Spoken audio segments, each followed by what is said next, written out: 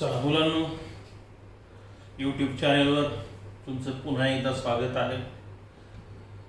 धारावाहिक ionic equilibria episode number 12, त्यातला हा पार्ट बफर सोल्युशन.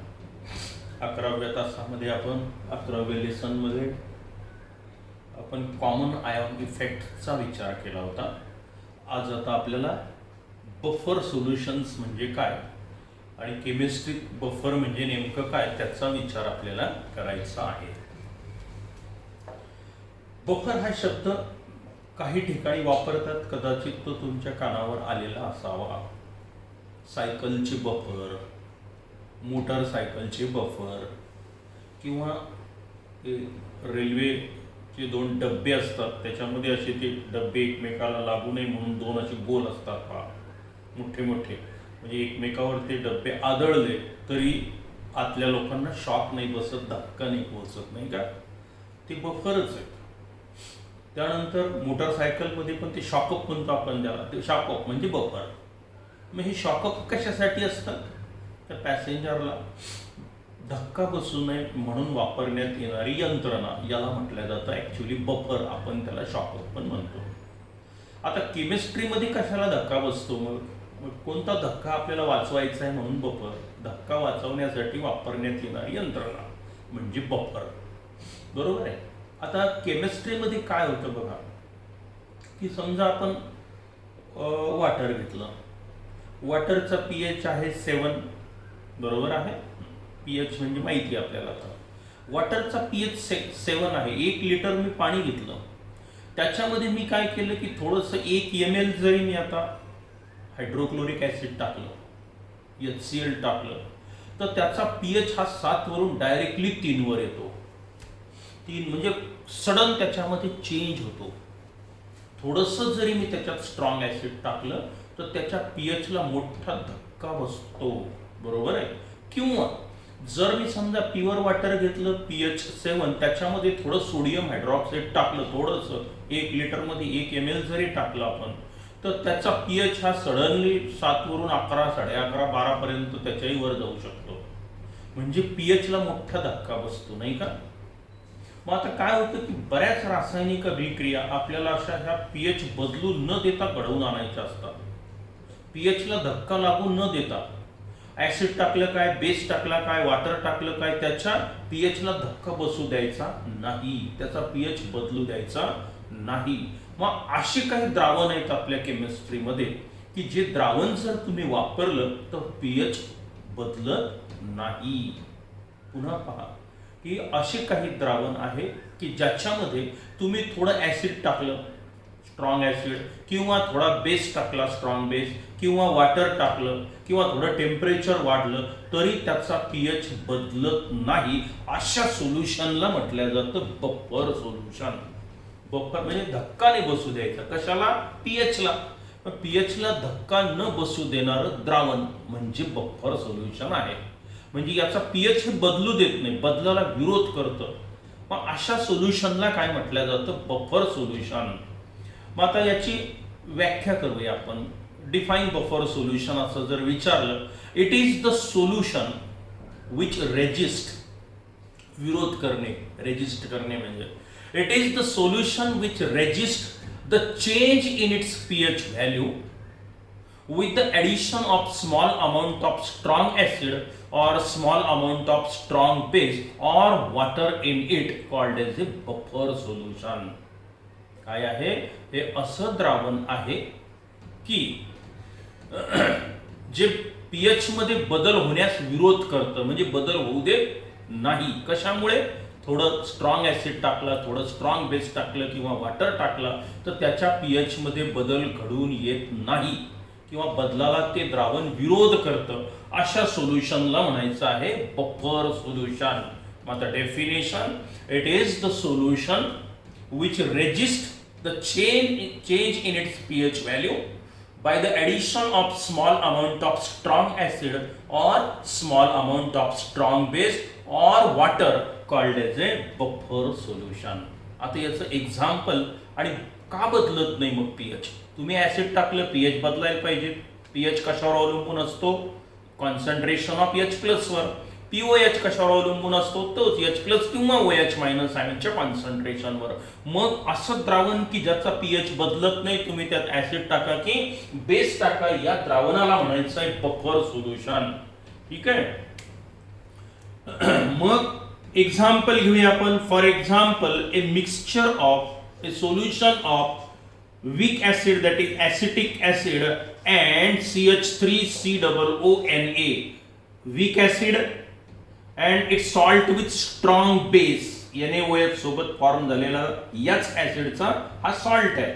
हा झाला salt, weak acid and its salt with strong base. This solution acts as a buffer solution. आता हे buffer solution आहे. आता याचा पीएच का बदलत नाही याचं उत्तर आपण पाहूया, म्हणजे आपल्याला मेकॅनिझम समजेल. यालाच बफर ऍक्शन असंही म्हणतात. पहा, हा स्ट्रॉंग इलेक्ट्रोलाइट आहे, सॉल्ट आहे, CH3COONA ॲक्वायस प्लस Na+. ठीक आहे. हे वीक ऍसिड आहे, पार्शियल आयोनायझेशन झालं, कमी प्रमाणावर आयोनायझेशन झालं. हा स्ट्रॉंग इलेक्ट्रोलाइट आहे, कंप्लीट आयोनायझेशन झालं. आता हे ऍसिडिक बफर आहे. कोणतं बफर आहे? हे ऍसिडिक बफर. का ऍसिडिक आहे? कारण पहा तुम्ही, हे द्रावण घेतलं आपण, आता वॉटर घेतलं, त्याच्यामध्ये मी ऍसिटिक ऍसिड टाकलं, त्याच्यामध्येच मी आता सोडियम ऍसिटेट पण टाकलं.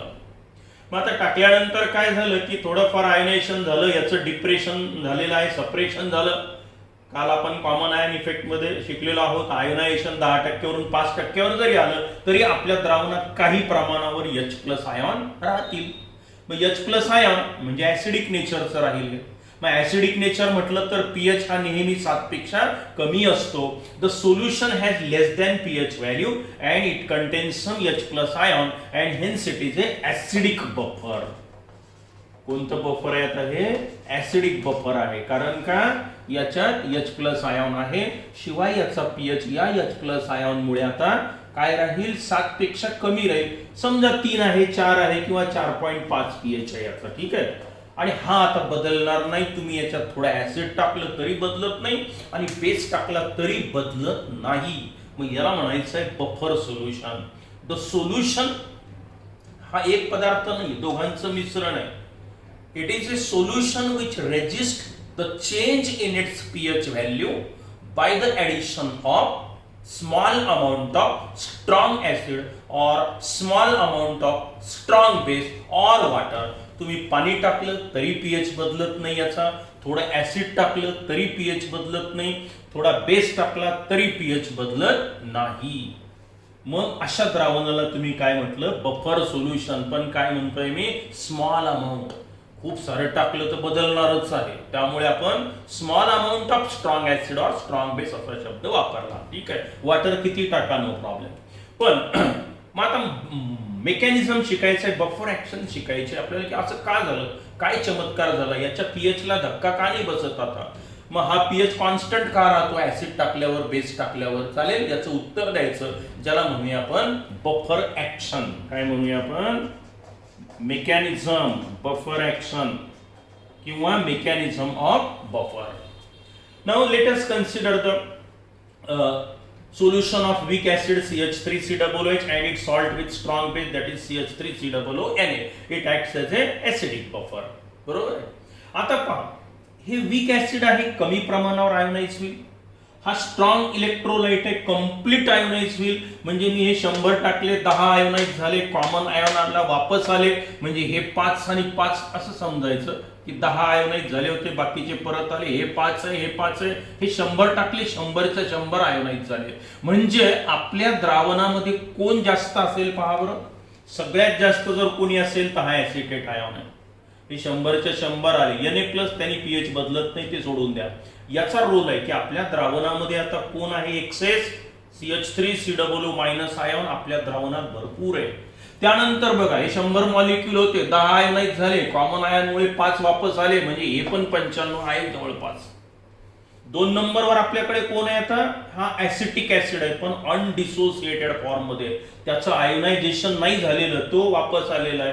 म्हणजे आपल्या द्रावणात हा पदार्थ जास्त आहे, ऍसिटेट आयॉन. आणि शिवाय वीक ऍसिड अनडिसोसिएटेड फॉर्म मधलं हे पण खूप मोठं आहे. याचं एकही मॉलिक्यूल सापडणार नाही. का बरं?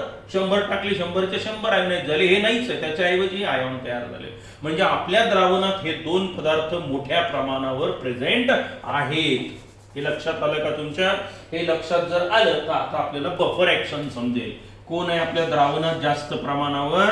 हे वीक ऍसिड आहे, अनडिसोसिएटेड, आणि ऍसिटेट आयन पण आहेत. ठीक आहे. आता काय केलं, याचा पीएच का बदलत नाही याचं उत्तर द्यायचं आपल्याला. समजा मी यामध्ये थोडस स्ट्रॉंग ऍसिड टाकलं, HCl आहे, H2SO4 आहे, HNO3 आहे, म्हणजे मी H+ आयन टाकले ज्याच्यामुळे पीएच बदलतो. पीएच म्हणजे काय आठवत असेल तुम्हाला? PH negative logarithm to the base 10 concentration of H+ म्हणा किंवा H3O+ म्हणा. म्हणजे पीएच कशावर आधारित आहे? H+ आयनच्या कॉन्सन्ट्रेशनवर. बरोबर आहे. हे जर कमी जास्त झालं तर पीएच बदलेल आपला. बरोबर आहे. आणि पीओएच म्हणजे काय असतं? POH is nothing but negative logarithm to the base 10 concentration of OH- ion. म्हणजे थोडक्यात H+ चं बदललं तर OH चंही बदलतं. OH वर POH अवलंबून आहे. हे रिलेटेड टर्म आहे. pH + POH = 14, हे माहिती आहे आपल्याला. मग पीएच जो बदलतो एकतर तो H+ आयनच्या कॉन्सन्ट्रेशन मुळे बदलेल किंवा OH- आयनच्या कॉन्सन्ट्रेशन बदललं तर बदलेल. मग आता काय होतं पहा, की जर समजा मी यामध्ये एखादं स्ट्रॉंग ऍसिड टाकलं, म्हणजे कोणते आयन टाकले मी? H+ आयन टाकल्यानंतर याचं पीएच का बदलत नाही? बिकॉज दिस H+ आयन जे तुम्ही बाहेरून टाकले याच्यामध्ये it get combined with this acetate ion CH3COO- ion. कारण हे भरपूर आहेत आपल्याकडे, नाही का? हे लाल रेषेने आपण हे H+ ion they get combined with this acetate ion readily and it forms undissociated acetic acid. हे भरपूर आयन असल्यामुळे टाकलेले H+ आयन हे लगेच कंबाईन झाले आणि त्याचं रूपांतर त्यांनी कशात केलं? अनडिसोसिएटेड ऍसिटिक ऍसिड मध्ये. मग आपल्या द्रावणात आपण जे H+ आयन टाकले ते गायब झाले, म्हणजे त्याचं रूपांतर कशात झालं? ऍसिटिक ऍसिड मध्ये झालं. हे वापस नाही येणार कारण ते वीक इलेक्ट्रोलाइट आहे. फार कमी मॉलिक्यूल आयनॉज येतात त्याचे. म्हणजे H+ आयन टाकल्यामुळे तुमचा पीएच बदललेला नाही, कारण या H+ आयनला ऍब्सॉर्ब केल्या गेलं. धक्का त्याने तो ऍब्सॉर्ब केला थोडक्यात H+ आयनला, आणि म्हणून याचा पीएच काही बदलला नाही. आता समजा मी याच्यामध्ये बेस टाकला थोडा OH- आयन, तर काय होईल? If small amount of OH- ion that is strong base is added in it, then it get neutralised by this acetic acid. हे मोठ्या प्रमाणावर आहे लाल. आता काय होईल? Acid reacts with base to produce salt and water. ही पण रिएक्शन तुम्हाला माहिती आहे. HOH एकत्र आलं, वॉटर तयार होईल आणि पुन्हा द्रावणात ऍसिटेट आयन तयार होतील आणि H2O लिक्विड. आता पहा काय झालं. पहा, H+ आयन टाकले, ऍसिटेट आयनने ऍब्सॉर्ब केले, अनडिसोसिएटेड ऍसिटिक ऍसिड मध्ये रूपांतर झालं. म्हणजे आपण टाकलेले H+ आयन तिथे आता उपलब्ध नाही द्रावणात. मग द्रावणात नाही तर तो पीएच बदलणार नाही. समजा तुम्ही यात बेस टाकला, मग का नाही बदलत? OH- आयन जर टाकले तुम्ही तर त्याचं न्यूट्रलायझेशन होतं. हा बेस आहे OH-. Acid reacts with base to produce salt and water. NaOH असेल तर Na दिसेल इथे तुम्हाला, नाही लिहिलं चालतो तो. कोणतेही बेस म्हणजे OH- आयन टाकले, त्याचं न्यूट्रलायझेशन झालं, ऍसिटेट आयन तयार झाले आणि आपले OH- आयन पासून हा वॉटर तयार झाला जो वीक इलेक्ट्रोलाइट आहे. अनडिसोसिएटेड वॉटर तयार झालं. म्हणजेच काय तर द्रावणात H+ आयन टाकले ते पण आपोआप ऍब्सॉर्ब झाले, OH- आयन टाकले ते न्यूट्रलाइज झाले, आणि म्हणून थोडं ऍसिड टाकलं काय, थोडा बेस टाकला काय, या सोल्युशनचा पीएच बदलत नाही. अशा सोल्युशनला म्हणायचं आहे बफर सोल्युशन. ठीक आहे. एक उत्तर, एक एक्सप्लेनेशन पुरे आहे आपल्याला. जेव्हा परीक्षेत प्रश्न विचारतात 2 मार्काला, तेव्हा तुम्ही हे एक्झाम्पल दिलं, हे बरोबर असेल तर याला साधारणतः अर्धा मार्क मिळतो. ही रिएक्शन लिहिली अर्धा मार्क, ही रिएक्शन लिहिली अर्धा मार्क, आणि डेफिनेशन लिहिली अर्धा मार्क. बफर म्हणजे काय, तर असं 2 मार्काचा प्रश्न बोर्डाच्या परीक्षेत विचारला जातो. ठीक आहे. आता आपण पाहूया टाइप्स ऑफ बफर सोल्युशन. एक तर सांगितलंच मी. पहिला प्रकार काय आहे? Acidic buffer. मग आता टाइप्स ऑफ बफर मध्ये there are 2 types of buffer, acidic buffer and basic buffer. तिसराही एक सिंगल सॉल्ट, पण जो तुमच्या अभ्यासक्रमात नाही दिला, सोडून द्या त्याचं. आता ऍसिडिक बफर म्हणजे काय?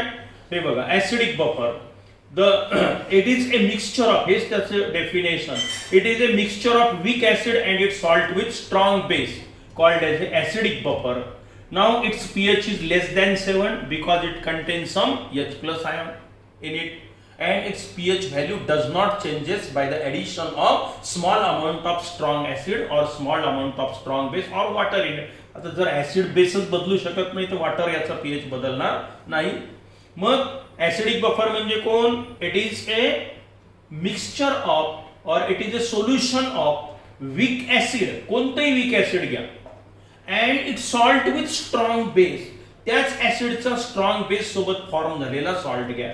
ऍसिटिक ऍसिड घेतलं, सोडियम ऍसिटेट घ्या, पोटॅशियम ऍसिटेट घ्या, चालतं हे. किंवा जर तुम्ही फॉर्मिक ऍसिड घेतलं तर सोडियम फॉर्मेट घ्या, तेही चालतं. किंवा कार्बोनिक ऍसिड हे वीक ऍसिड घेतलं आणि सोडियम कार्बोनेट घेतलं NaSCO3 तरी चालतं. तर हे पण काय झालं आता बफर सोल्युशन ऍसिडिक बफर, कारण याचा पीएच हा 7 पेक्षा कमी असतो, याला म्हणायचं ऍसिडिक बफर. तुम्ही हे एकच उदाहरण लक्षात ठेवायचं. ठीक आहे. दुसरा प्रकार आहे आता बेसिक बफर. त्याचं एक उदाहरण घेऊया आणि डेफिनेशन पाहूया. बेसिक बफर, ऍसिडिक बफर माहिती झालं काय आहे. It is a solution of weak acid and its salt with strong base. For example, weak acid CH3COOH and its salt with strong base CH3COONA. हे झालं acidic buffer. Its pH is less than 7. बरोबर आहे. त्याचा pH value पण काढता येतो आपल्याला buffer सोल्युशनचा. मग ऍसिडिक बफरचा कसा काढतात? त्याला हंडरसन इक्वेशन म्हणतात. PH is equal to pKa plus log to the base 10 concentration of salt divided by concentration of that weak acid. Acidic बफरचा पीएच कसा काढतात याच्यावर प्रॉब्लेम आहे. हे इक्वेशन कुठून आलं, कसं आलं, काही गरज नाही, डायरेक्ट पाठ करून टाकायचं. आपल्याला डायरेक्टली आलेलं आहे pH of the acidic buffer. हा पीएच कोणाचा आहे? ऍसिडिक बफरचा आहे. ऍसिडिक बफर म्हणजे वीक ऍसिड आहे की नाही, म्हणून इथे acid. Salt with strong base, सॉल्टचं कॉन्सन्ट्रेशन डिवाइड बाय ऍसिडचं कॉन्सन्ट्रेशन. पीएच म्हणजे काय तुम्हाला माहिती आहे. के म्हणजे कोण? Dissociation constant for weak acid. मग हा पीके म्हणजे कोण? तीच व्याख्या, negative logarithm to the base 10 dissociation constant of weak acid. किंमत टाकायची, त्याचा लॉग काढायचं, त्याला म्हणायचं पीके. के म्हणजे कोण? Dissociation constant of weak acid. आणि या इक्वेशनला हंडरसन इक्वेशन असं म्हणतात. हे आपल्याला डायरेक्टली आलेलं आहे. यावर प्रॉब्लेम दिलेले आहेत ते आपण घेणार आहोत, म्हणून हे इक्वेशन घेतलं आपण. pH of the acidic buffer is equal to pKa plus log to the base 10 concentration of salt divided by concentration of acid, where pKa is equal to negative logarithm to the base 10 Ka. ठीक आहे. K म्हणजे कोण? Dissociation constant of weak acid. काय म्हटलं इक्वेशनला? Anderson equation. हे झालं acidic बफरच्या बाबतीत. आता दुसऱ्या प्रकारचं बफर आहे बेसिक बफर. काय? Basic buffer.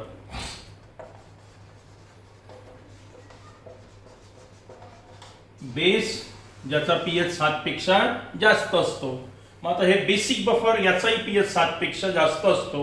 PH is greater than 7. PH greater than 7 आणि ऍसिडिकचा काय असतो? लेस दॅन 7.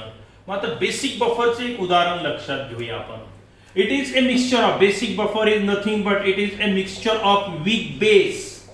उदाहरण माहिती आहे, ammonium hydroxide and its salt with strong acid. Weak base and its salt with strong acid. Salt with strong acid. या weak base चा strong acid HCl घ्या, झाला सॉल्ट तयार NH4Cl. याच वीक बेसचा स्ट्रॉंग ऍसिड सोबत फॉर्म झालेला salt पाहिजे. मग तुम्ही आता स्ट्रॉंग बेस मध्ये वीक बेस घेतला NH4OH, ऍसिड मध्ये तुम्ही HCl घेतलं NH4Cl, HNO3 घेतला NH4NO3 होईल, चालतं.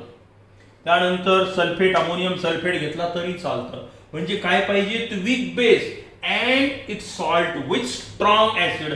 त्याच वीक बेसचा स्ट्रॉंग ऍसिड सोबत फॉर्म झालेला सॉल्ट, याला म्हणायचं आहे तुम्हाला काय म्हटलं जातं याला? मग बेसिक बफर. आता ऍसिडिक बफरचं मेकॅनिझम आपण घेतलेलं आहे, बेसिक बफरचं पुस्तकात दिलेलं नाहीये, पण त्याचंही तुम्ही एक्सप्लेन करू शकता की याचाही पीएच का बदलत नाही.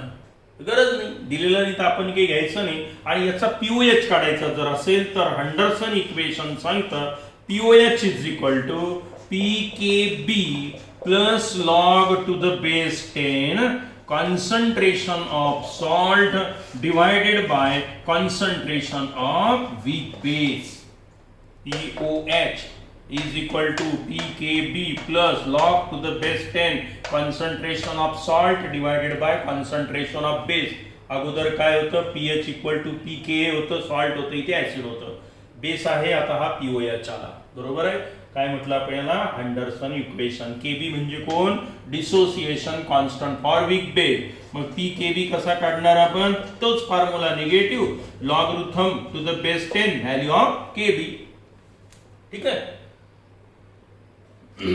ठीक आहे. मेकॅनिझम बघू आपण की याचाही पीएच जरी पुस्तकात नसेल दिलं तरी मी आता याचं मेकॅनिझम तुम्हाला सांगतो की याचा पीएच का बदलत नाही. ठीक आहे. असेल तर पाहून घ्या, दिलं असेल पुस्तकात तर नोट्स मध्ये पण येऊन जाईल, आणि नसेल तर काही वाचत बसू नका. पण मी सांगतो आता की याचाही पीएच का बदलत नाही. ठीक आहे, आपण घेऊया. असेल कदाचित, मला आठवत नाही एवढं. मग अमोनियम हायड्रॉक्साईड वीक बेस आहे, NH4OH. ॲक्वाइस पाण्यात टाकलं, थोड्याफार प्रमाणावर आयोनाइज झाला, NH4 प्लस ॲक्वाइस, आणि हा OH मायनस ॲक्वाइस. त्यानंतर अमोनियम क्लोराईड, हा स्ट्रॉंग इलेक्ट्रोलाइट आहे, सॉल्ट आहे, NH4 प्लस, आणि हा aqueous plus Cl minus aqueous. बरोबर आहे. हा तर पूर्ण आयोनाइज झाला. मग आपल्या द्रावणामध्ये कोण एक्सेस आहे पहा बरं, लगेच समजेल तुम्हाला. हे तर काहीच नाही, कारण 100% आयोनाइज झाले, हे भरपूर आहे, हाही भरपूर आहे, पण याचा आणि पीएच पीओएच चा काही संबंध नाही. पीएच पीओएच कोणावर अवलंबून असतो, एक तर H प्लस किंवा OH मायनस वर. शिवाय आपल्या द्रावणात हा पण जास्त आहे, अनडिसोसिएटेड वीक ऍसिड आहे, कमी आयोनाइज झाला. मग आपल्या द्रावणामध्ये हा जास्त आहे आणि हा पण जास्त आहे. आता याला बेसिक बफर का म्हटलं आपण पहा बरं, विचार करा थोडा. Because it shows basic nature. Why? Because the solution contain OH minus ion.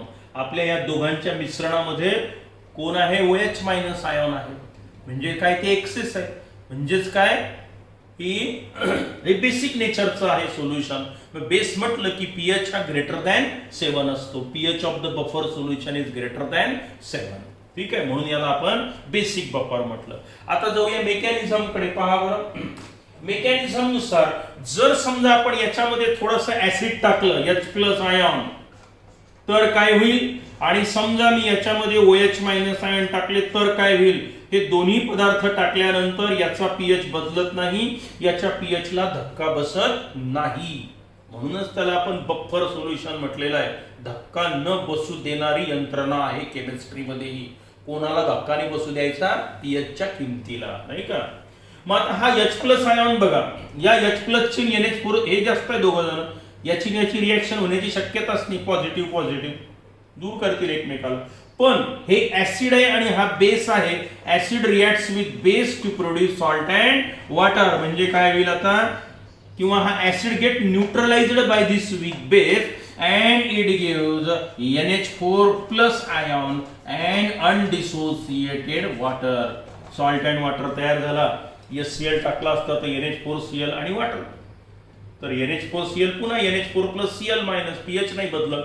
म्हणजे तुम्ही ऍसिड जर टाकलं तर त्याचं झालं न्यूट्रलायझेशन. तुम्ही टाकलेले H प्लस आयन गायब झाले, डिसअपियर झाले, किंवा ते युटिलाइज झाले कुठेतरी. मग पीएच बदलेल का, नाही. त्याचं कॉन्सन्ट्रेशन वाढलंच नाही तर पीएच बदलण्याचा संबंध येत नाही. तुम्ही जरी टाकलं तरी ते न्यूट्रलाइज झालं. समजा याच्यात OH मायनस आयन टाकले तर काय होईल, बेस बेस रिएक्शन होणार नाही, पण this get combine with NH4 plus.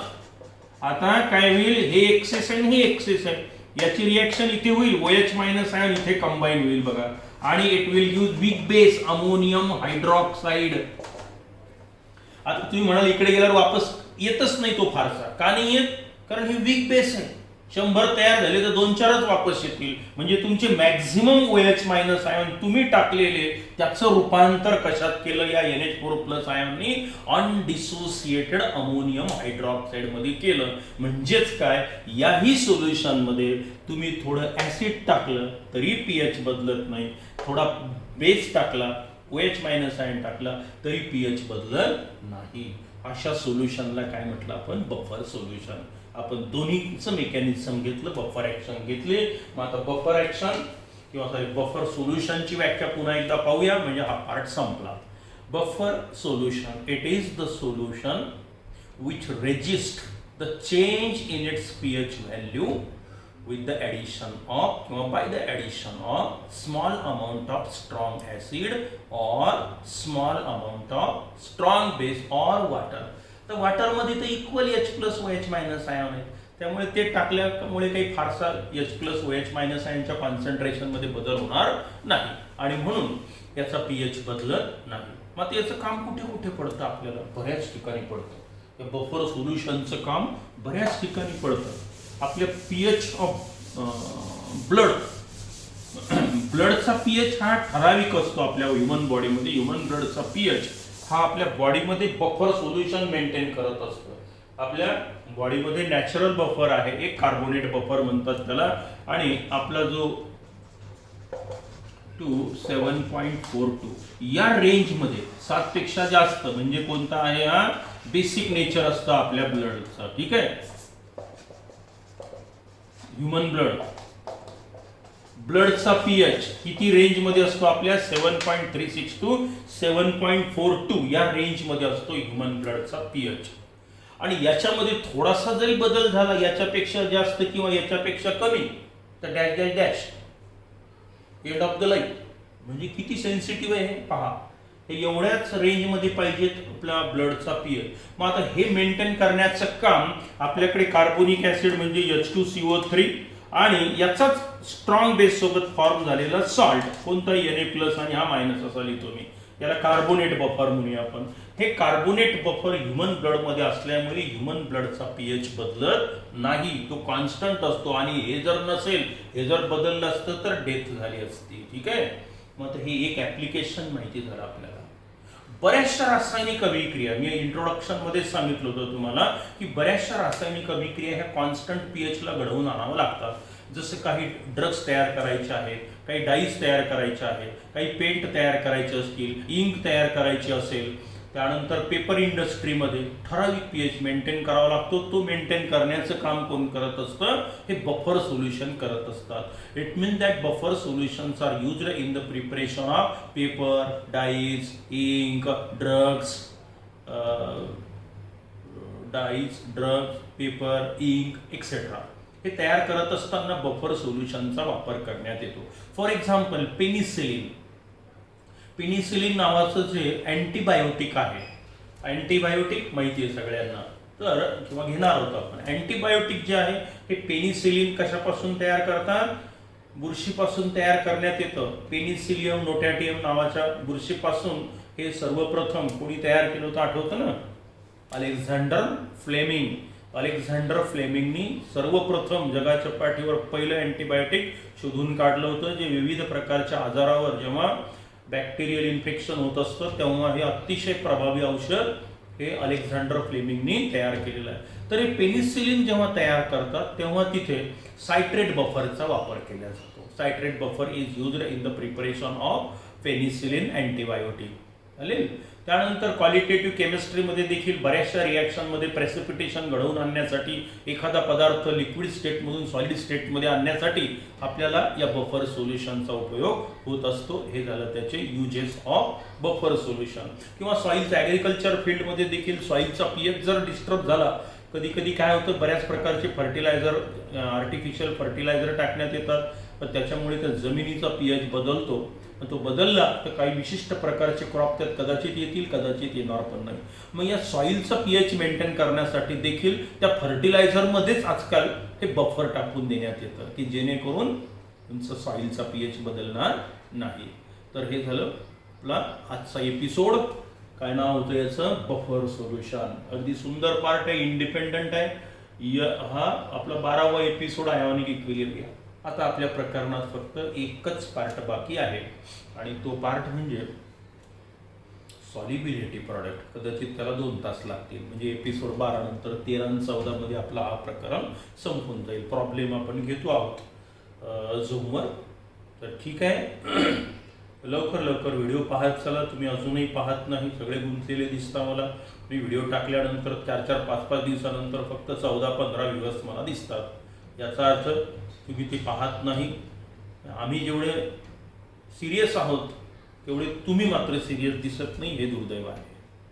चला, हरकत नाही, अभ्यासाला लागा, लवकर लवकर अभ्यास करा. आता अभ्यास केला तर तो कामात येईल. Good bye. ओके, भेटू लवकरच. बाय.